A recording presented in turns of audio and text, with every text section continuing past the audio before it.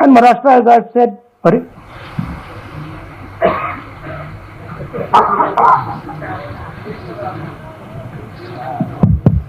Amazing. आज यानी गुरुवार 7 अगस्त को राहुल गांधी ने चुनाव आयोग पर बड़ा हमला बोला। एक प्रेस कॉन्फ्रेंस बुलाई, देश की वोटर लिस्ट में गड़बड़ियों और वोट चोरी को उजागर किया। साथ ही ईसी यानी चुनाव आयोग को बीजेपी के लिए काम करने वाली बताया। लेकिन प्रेस कॉन्फ्रेंस के दौरान राहुल को कई बार ऊप्स मूवमेंट का सामना करना पड़ा। राहुल गांधी ने जब अपना प्रेजेंटेशन शुरू किया, हॉल की लाइट्स चली गईं, जिसके बाद पूरी प्रेस कॉन्फ्रेंस कुछ देर अंधेरे में ही चली। बैकअप आया तो लगा अब काम चलेगा, लेकिन तभी प्रोजेक्टर ने साथ छोड़ दिया। स्क्रीन ब्लैक थी और राहुल गांधी के स्लाइड्स लोड ही नहीं हो रहे थे। इस सब के बीच राहुल फाइल के पन्नों को जादूगर की तरह दिखाते नजर आए। राहुल खुद पन्नों में उलझते दिखे, पेज उलट पुलट करते दिखे जैसे कि वो कोई ताश की गड्डी हो। स्लाइड्स बार बार अटक रही थी, कभी लैपटॉप फ्रीज हो रहा था। लेकिन अगर हम इन तकनीकी गड़बड़ियों से हटें और देखें कि राहुल गांधी ने क्या कहा, तो मुद्दा वाकई गंभीर था।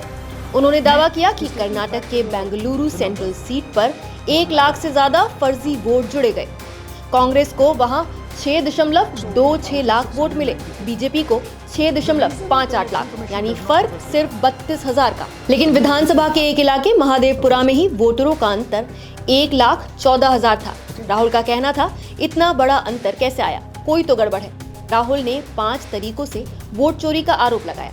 पहला, डुप्लीकेट वोटर्स, दूसरा, फर्जी पते, तीसरा, बिना फोटो वाले नाम, चौथा, एक ही व्यक्ति के कई नाम, और पांचवा, गलत पहचान से जुड़े लोग। उन्होंने कहा कि चुनाव आयोग जानबूझकर डिजिटल वोटर लिस्ट देने से मना करता है, सीसीटीवी फुटेज को नियम बदलकर रोकता है और जो दस्तावेज मिलते हैं उनमें स्कैनिंग या कॉपी करना ही नहीं किया जा सकता। चुनाव आयोग क्या छुपा रहा है? राहुल गांधी ने बार बार यही सवाल उठाया। उन्होंने कहा कि उनके पास 100% सबूत है कि वोटिंग में हेरफेर हुई है। उन्होंने महाराष्ट्र के चुनावों पर भी कहा कि वहां करीब 40 लाख संदिग्ध वोटर थे।